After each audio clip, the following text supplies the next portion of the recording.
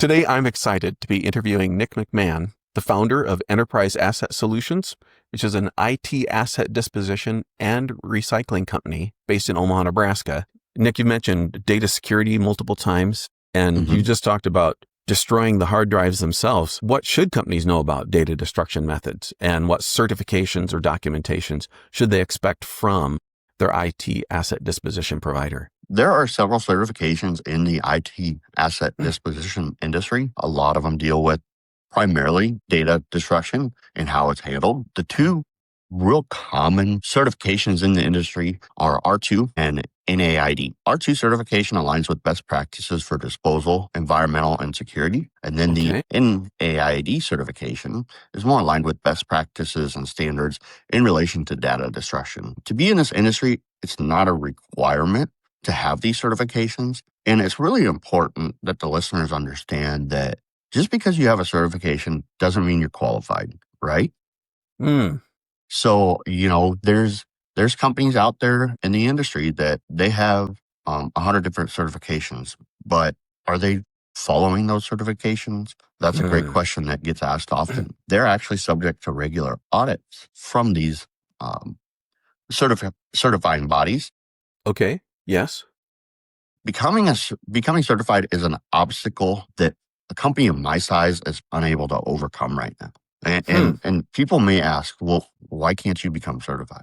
It actually has to do in relation to the size of my company. There's a lot of requirements that you have to meet. You have to have a minimum facility size, things like that. As a small operation, it's hard for me to become certified without investing in a massive facility that unfortunately I can't overcome because unfortunately I'm not in a position, I'm not big enough. So it is challenging. It's tough for a business like mine to be in because you want to get every customer you can, right? Sure. But you can't because some of them will require that certification. But like I said, at the end of the day, you have to look at what is best for you and your company. And you have to remember too that just because you have a certification does not mean you're qualified.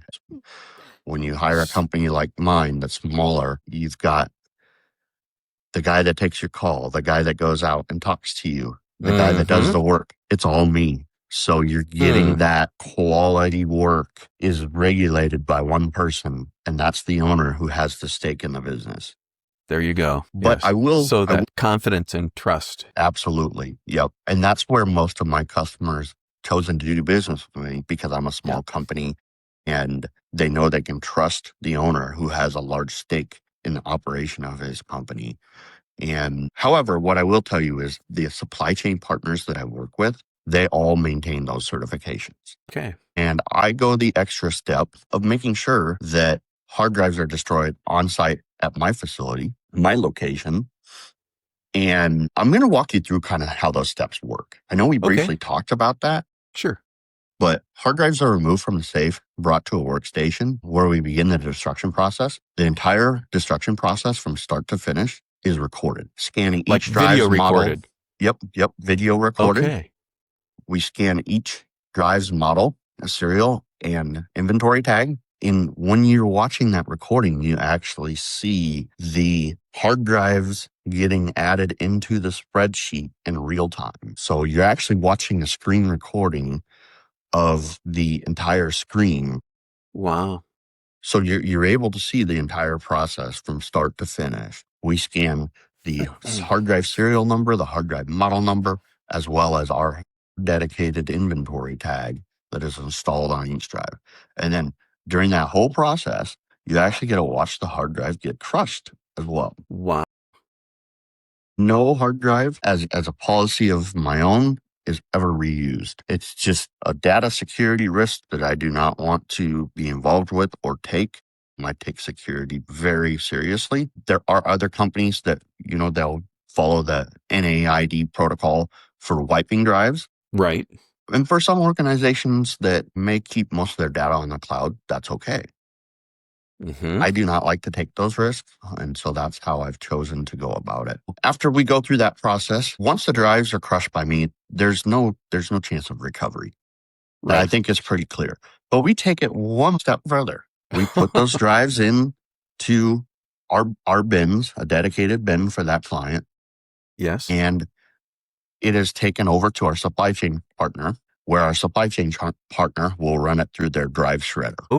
And that partner, again, is going to be an R2 certified facility. So, Okay. again, remember, Ken, these drives are destroyed already by us. There's no chance of recovery, but we're taking them to a facility that is secure and they get ran through the shredder.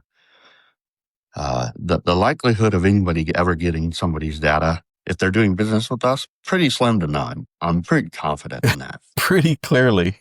Yep. Yeah. I don't know if we mentioned this before, but I was the IT director at 3 different private colleges and universities earlier in my career. And I never got to see videos of our equipment getting destroyed. I did receive a certificate of destruction, but wow, that's really cool. And That we is really provide that cool. too. That's great.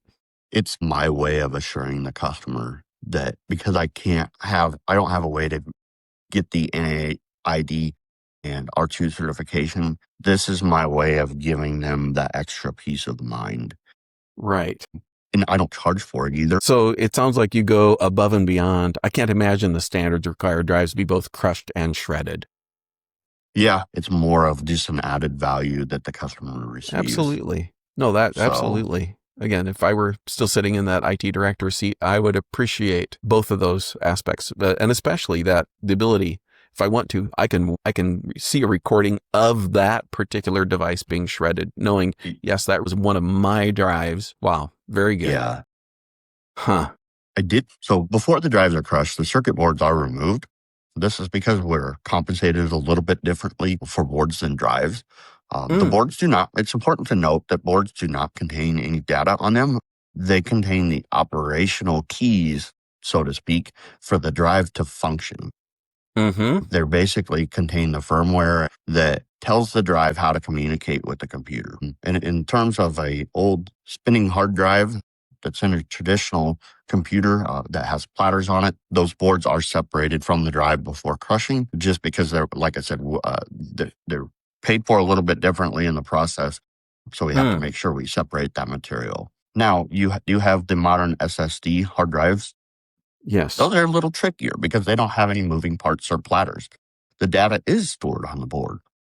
The drive crusher that we use actually has an attachment designed for SSDs.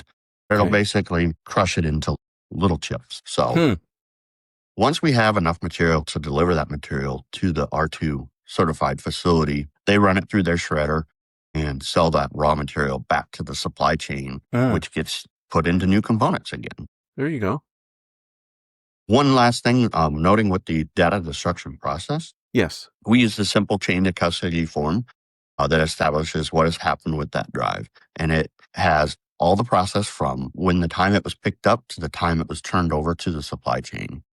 And that ties in with why we use the GPS, and it helps us remember the appropriate times for the chain of custody. And then once the process is complete, we'll send that certificate of data destruction, the complete serial listing of all drives destroyed, the chain of custody form, and then a private link to the video of the entire destruction process. And we retain all of this on file for 10 years in the event the customer would ever need access to it down the road for compliance purposes. Maybe they're selling the business and there's questions of where's your old data gone, things like that.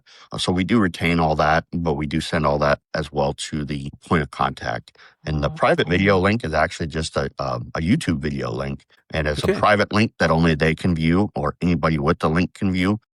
Right. So we take that very seriously as well. You know, that we make sure that we let them know that if they share it with anybody else can share it as well. Right. It's a very functional way of doing it and works very well. Absolutely.